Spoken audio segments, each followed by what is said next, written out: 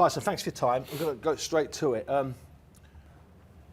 What does it mean being the undisputed heavyweight champion of the world? What does that mean to you? To me, it hasn't meant a lot over the years. But now I'm here, it means that you're number one, having loads of belts, and that's it, yeah. Happy. And you're walking with giants, genuinely walking with giants. You're the heavyweight champion, you're already walking with them, but as undisputed, you're walking with that elite group of giants going back 120 years. Absolutely fantastic. All the biggest men from fighting history. Yep. That's where you belong. Well, we'll Do find you feel out that's where you Saturday night belong? anyway, won't we? Yeah. Has it sort of struck you just how big this is, or are you trying to still treat it like it's obviously it's a big fight, but are you aware just how big it is? To be honest with you, Steve, you've known me a long time. You never seen me overawed or under pressure or nervous for a big fight. It's just a boxing match. You know, we go in there, two men are going to dance, what we do in the gym every day, what I've done for the last 20 years or more. It's no different, is it? Oh, obviously, if you take all the glitz and glamour away from it, we're just two bare bums in the shower, really, aren't we? But you add all the millions of dollars and all the cameras, lights and action, and some people would be like, oh my God, we're on the big stage, wow.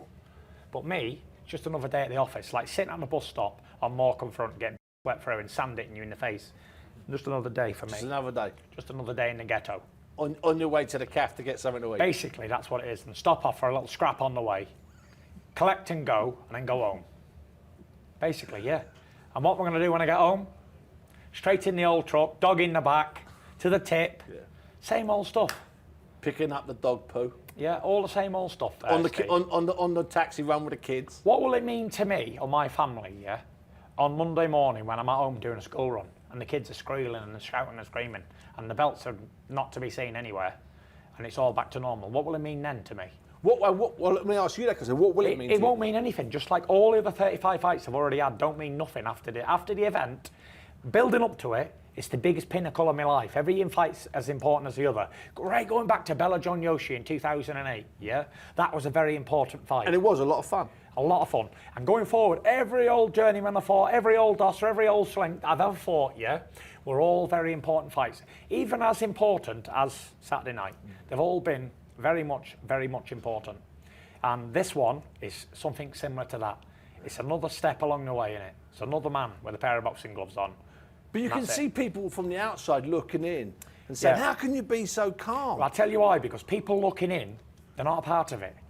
They don't know what it's like to walk in my shoes. Nobody will, only me. So when you're looking through the window, everything looks so glamorous. Oh, the fillet steaks, lobsters, Lambos, cars, women, bank balances, oh my God. But when you've got all that at your disposal, it ain't really all that. That's a fact. When you can go and do anything you want, go and buy anything you want, go to any destination, anything you want on this earth, and you can have it at any moment, guess what? You don't want it. You rather have egg and chips.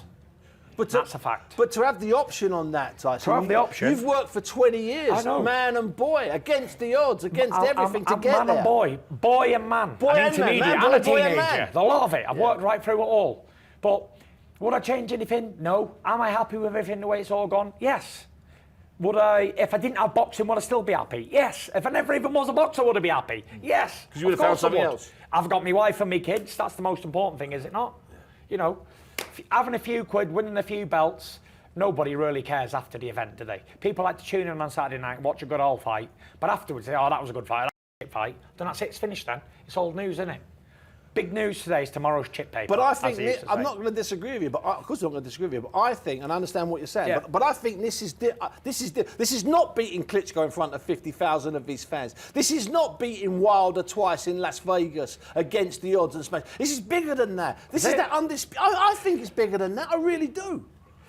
Who do you think was more feared then out of Wilder, the 42 in a row knockout king, and Klitschko with 64 knockouts?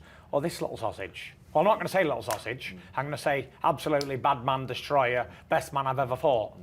So basically, who do they have more to fear with out of them three, do you think? Wilder, Klitschko, or this well, Usyk would be in third place. With fear factor. With the fear factor. Maybe not with the skill factor. Maybe he'd outbox him, but for fear factor... He wasn't the fear. Nah.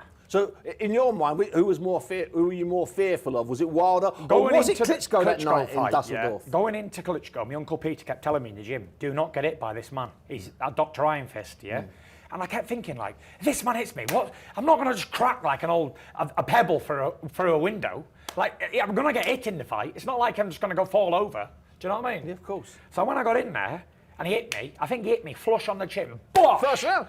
Yeah. Bosh. Hard as he could, and then I walked onto a big in about round 8, and I looked at him and went, come on. Because it's my destiny. I'm supposed to be here. And if I wasn't, God would have showed me that I'm not supposed to be who I am. And here we are. Why should I be afraid? Joshua 1:9 says this, have I not commended you? Do not be afraid, do not be discouraged. Wherever you shall go, the Lord your God will go with you. So why am I afraid of some Ukrainian dosser? Behave yourself. Not afraid, not as in fear, but he has the ability to beat you. I don't think he does. I don't think no man can beat me. There's never been a man born that can beat me.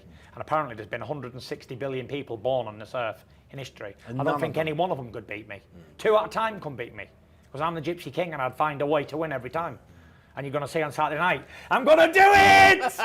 I said I wouldn't get all involved in all these interviews, and I'm right involved again. I'm sucking you right in, I'm sucking you right in. I want to take it back a couple of months if I can. Like, just calm us down a little bit. Take it back a couple of months. When you get that cut in one of the last days of sparring, okay, what's the first thing that goes through your mind when you dab it and I see that moment of recognition and you know instinctively that it's not a nick, it's a cut? Yeah. What goes through your mind, Tyson? Listen, we got to the end of camp like we are now. It was 1 week out further than this, so it was 2 weeks left to go, and it was practically finished. We maybe had a few little rounds to do after that, sparring-wise, and it was what it was. At first, when it happened, I was like, oh, I've got a cut. How bad is it? Let's have a look. Yeah. And when I seen it was a big old gash, I was opening it up like that.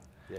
It was, I think, it didn't sink in for a few hours until I had my stitches in, and I thought, it's all off. It's all off. Yeah. Can't believe it's all off, but I was quite down. For a few days, I was depressed. Is that once you'd returned to Morecambe? No, while I was still here. Still in Saudi. And then as soon as we went to Turkey's house and we got it all sorted, put back on for another day, I was all right then. Because I know the postponements have always helped me in my life. And it's all God's timing, isn't it?